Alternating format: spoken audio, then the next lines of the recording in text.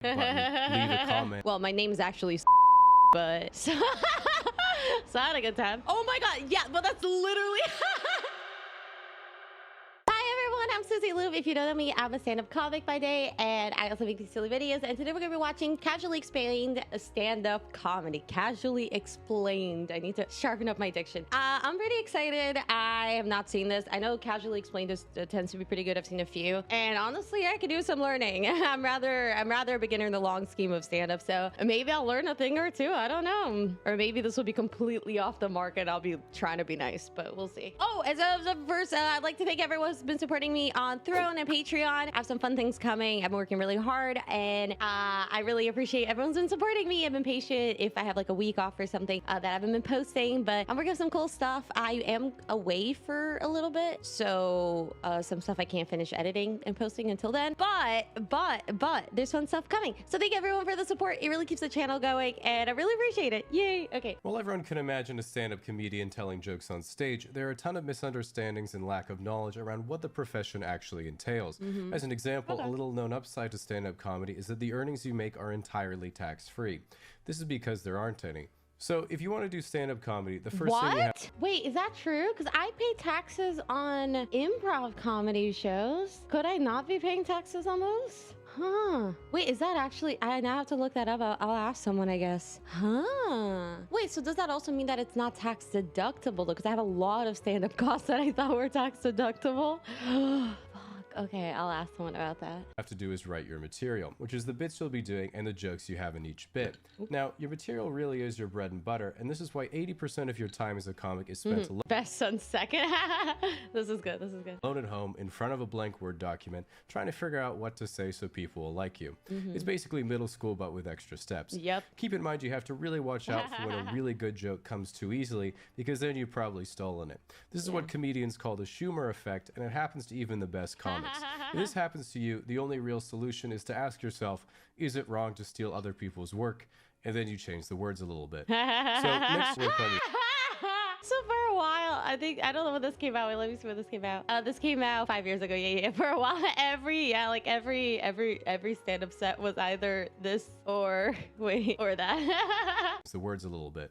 So next you have to work on your delivery, or how you're gonna say the... I guess I'll say like it might get to it, but I guess like I think with writing, it's such a tough process because I don't think most people just sit in front of the computer and do it. Everyone has a different method. I have like I try to do like a daily writing thing, but mostly what I do is I have the notes app on my phone, and I might have said this before in a different video, but since this is more about stand-up, I'll bring it up again. I have the notes app and I have the journal app. On the journal app, I'll write ideas for a bit. I'll also write joke formulas that I like. So for instance, recently I watched a comic who had like a joke formula where it's like you say a trait about yourself, like I am Brazilian, and then you say like an opposite trait that doesn't really fit. So it's like to think like off the cuff would be something like, oh, I'm very thick for a Brazilian, so I wear a size 0, like something like that, you know what I mean? Or I'm actually very dark for a Brazilian, I'm the whitest girl in my town, like something like that. The idea of like you're saying contradicting, but it has to be okay, I said that wrong. So the joke formula is I'm very blank for a blank, and then you say a thing that's not that impressive. So it's like I'm very blonde for a Brazilian, because for a while I had very dyed blonde hair, so I feel like I'm very blonde for a Brazilian. I dye my hair, something like that, you know what I mean? Like, and this isn't true, this is not my name, but it could work also. Like I have a very American name for a Brazilian, Susie. Well, my name is actually Susanna, but like something like that. So I'll write down joke formulas that I like that I could apply, as well as like kernels of ideas. I'll also write ideas that work in a lot of clubs. So an idea that I wrote is I've seen a lot of people have bits about interacting with homeless people. It's like very common, and I was like, okay, I guess there's something to, if I have a story about that, I could try it out at a mic and see kind of how it goes. People write a lot about differences between men and women. People write a lot about there's a few topics we've been writing a lot about, but yeah, sometimes there's something in the air where a lot of people are talking about a certain topic, and I'll write that down just to be like, oh, okay, I guess it's like something that's currently in the quote unquote meta. And I know someone commented, I got the ick from someone saying there's a meta instead of stand-up comedy, but there is, at least in like every scene, you know, like there's gonna be like a meta in New York comedy. Not when you're really, really good, you're gonna have your own voice stuff, but you might still talk about the same topics with your unique take. So honestly, yeah, there's always a meta. So I'll take notes. Yeah, I'll take notes of bits that I have, stories that I might want to write into bits, jokes that are not quite there or are quite there if I just randomly say it. So yeah, I keep everything in my journal app, and then when I want to write, I just have to open it up and pick a thing to work on. Recently, I have quite a few bits that I think are not quite there. So most of my writing time has been trying to figure out what is wrong with those bits. And I'm very lucky that I have like people that I can talk to. So I'll just like call up my friend and I'll be like, who's like / mentor, and I'll be like, hey, can I come over and like tell you a few of my jokes, and he'll point out what doesn't make sense about them. Like sometimes like a logical thing that doesn't quite track, and it's so helpful, and I'm so grateful. And it's always like so humbling to be like, wow, I spent a week on this and I couldn't figure out what was wrong, and you figured it out in 2 seconds. But it's awesome. But yeah, so that's, I would say writing is just way more, I guess, like nuanced than sitting down in front of a computer, but it's still accurate. Jokes. This is one of the most important parts of comedy, and I like to think of it like dominoes. Even if what you have to offer is objectively mediocre, with good delivery, you can still satisfy a room full of drunk people. At its core, having good delivery is all about doing your set with complete confidence that everyone's gonna laugh, even if all your friends and family have told you they won't. A good trick is thinking of it as theater, and you're just acting out a character with complete commitment.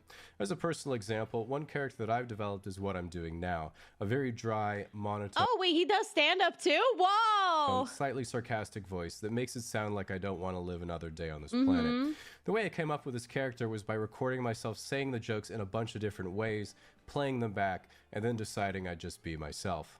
So the final component of stand-up is by far... Cool. So about that, I think a lot of people who come from theater, they will think of stand-up as very much like that.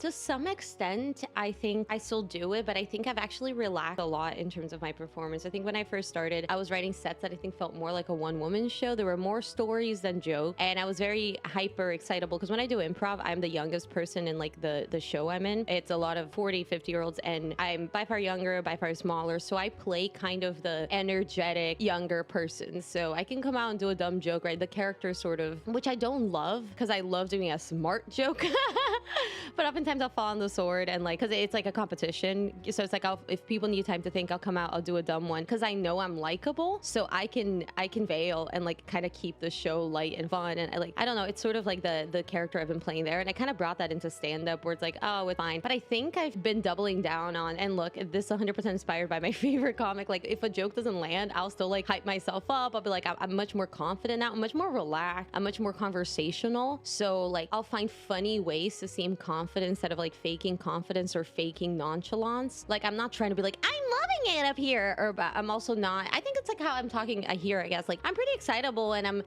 an easy laugher. Like, I laugh at my own jokes a lot. Like, I love laughing. Like, look, if I'm telling it, it's good, or like it's so bad, I'm laughing at myself. You know, it's easy to have fun, but I think I've definitely toned down on performing. What he's saying, he said like, I ultimately became myself. I think a lot of people become just a heightened version of themselves. You can't fake a character too far from yourself. It just doesn't work in stand-up, but you should be a facet of yourself that is entertaining and unique, and bolster that and hype that up. Otherwise, I think you're just gonna be such a run-of-the-mill comic. Like, I don't know, like if your energy is too much like everyone else's, it's just not, you gotta be earnestly you, but you gotta be an interesting part of yourself. Does that make sense? Otherwise, you do kind of like fade into the background. A good example, I would say, is Shonik.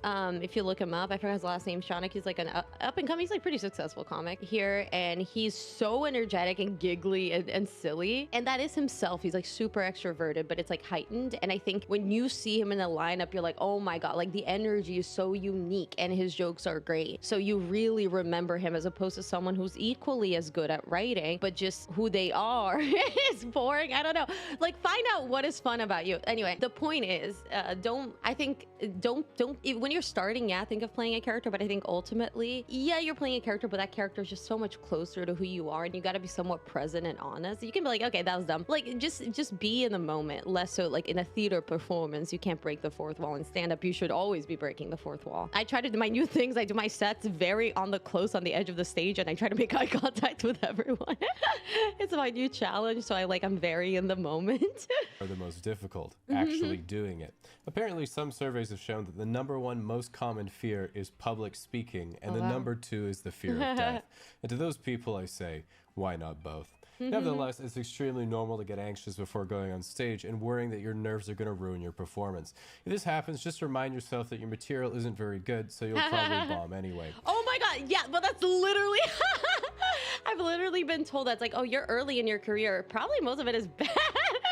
just do it and keep doing it, you know? Like I think accepting you're bad is kind of good, because okay, by the time you're going up on stage, you can't change your material. So at that point, accept your material is bad. You're just gonna have to really sell it. Honestly, it's a good strategy. If it's any consolation, many people say that the first time they were on stage, they were so nervous it felt like they were naked in front of everyone. And when you think about it, your first time on stage really is kind of like you're doing your first cam show. You don't know how to act. You don't know what to say. I love the live Jamies of live Jasmine. Oh my god. And I only know about live Jasmine because I had a friend who dated, thought he was dating a girl from live Jasmine. Oh my god, I feel bad for him. Sweat. There's a big black thing in your mouth, and the only person watching is your uncle. Now, one of the biggest fears of new comedians oh my is god, I love heckled, this. which is when someone from the audience yells something to interrupt the performance. And one of the worst things you can do when you get LA food isn't that bad. This is so funny. I love this video. Oh my heckled god. is apologize. Like I've seen a lot of new comics make a handicap joke or something a little distasteful, and someone says, "Hey, I'm in a wheelchair." And the comic is like, "Oh my god, I'm so sorry, I didn't mean." This is a mistake, because then you lose your comedic license for the rest of the set. A better response would have been, "Wow, I didn't realize, man. Why don't you come up on stage and we'll talk about it?" And then everyone will think you're really compassionate until they get to the stairs.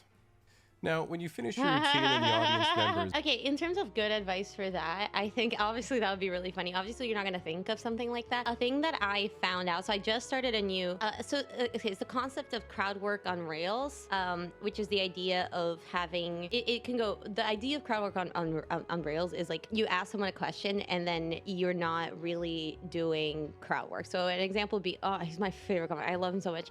Which is funny because we have too many friends in common for me to be this simpy toward him, but I think he's a great comic and I look up to him a lot. But Jeffrey Asmus, he has a bit where he asks someone how gay they think they are. He's like, oh, you know, everyone's a little bit gay. And he's like, I'm 15% gay, I think. Not enough that he has a joke about it. Not enough that I blank, but enough that I blank, that it makes me uncomfortable at Thanksgiving, something like that. And he then asks an audience member what percentage of gay they think they are. Whatever they say, he'll say, oh, I wasn't gonna do crowd work on you. I just wanted you to be honest with yourself. And that always gets a big laugh. So that's kind of an example of crowd work on Rails. If you're starting out crowd work, just do something that's self-containing, that you're not actually going to play with their answer, or if you are, there's going to be like a yes or no question and you have good answer for yes, no, and silence, right? And you can have the same thing for if someone heckles you. Like a lot of times I've seen like comics be like, yeah, I can't hear you, like something like that, where it's like literally it's like, I'm sorry, I can't hear you. I was like, I'm sorry, I have the mic right now, or like something dumb, or like, damn, my bad, and then move on. Like people just come up with like short answers to dismiss hecklers. I personally think it's fun. I've never had someone say something in a show, and I've had people say mean things like women aren't funny, and I like personally don't really mind it. I'd rather people say it because I think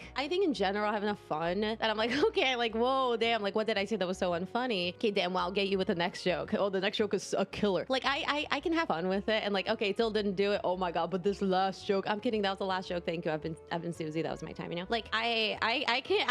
I'll play with it. I really don't mind. I kind of like it when people heckle. But it's maybe because I come from improv. I don't know, but I have a really good time.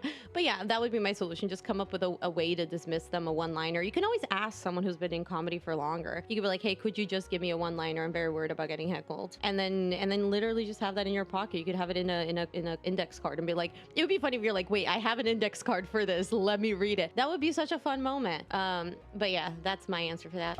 Hopefully the manager will say, here's enough money to get drunk with the service industry guys.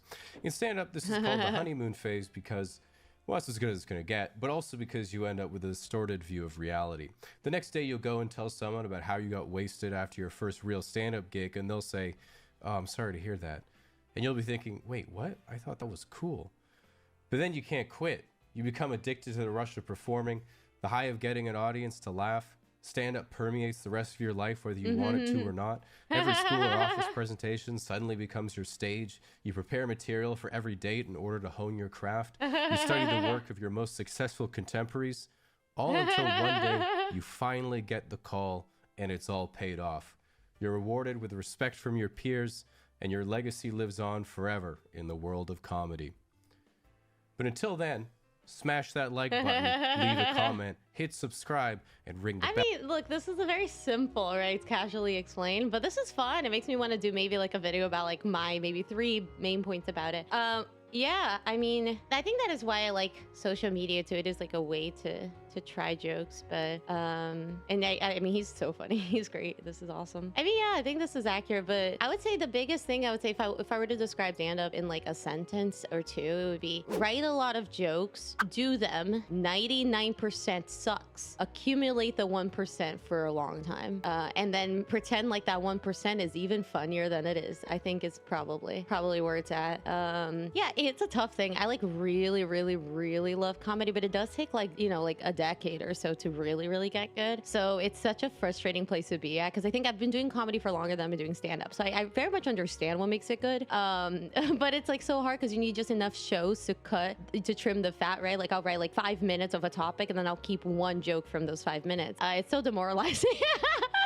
But it's very fun, and I would recommend it if you guys ever want to try it. When I start streaming, I'll try to have you guys do little sets. It could be 1 minute, it could be one joke, things like that. So start writing, and I will be very excited. You got to start writing now. It'll take you a while. I'm telling you, it'll take you a while. So I'll start writing now so we can have fun little joke competitions and things like that. And let's see the end of the video. Is there more? To get the latest notifications, I'll be at the bar. But yeah, this was a solid video. It was a lot of fun, and I feel like it was a good look. I love talking about comedy. I love talking about stand-up. I love it. So I had a good time. But let me know your thoughts. I love talking about it because I also love learning from people. I always will leave a conversation being like, I never thought about that. And it's so exciting. It's like, I say like, for me, like I'm dating stand-up. Like I just like, it's just so much more fun for me to talk about stand-up and comedy and like watch it than it is for me to do anything else. So yeah, so teach me something that you don't think I know about yet, or you think I do and you just want to remind me. Okay, cool. That's been the video.